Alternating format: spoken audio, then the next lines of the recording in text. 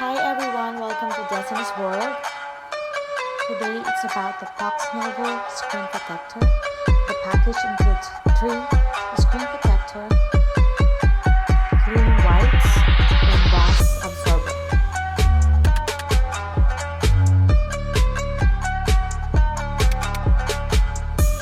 First, clean your phone glass with the wet wipes and then dry, and then peel off the mask and screen protector.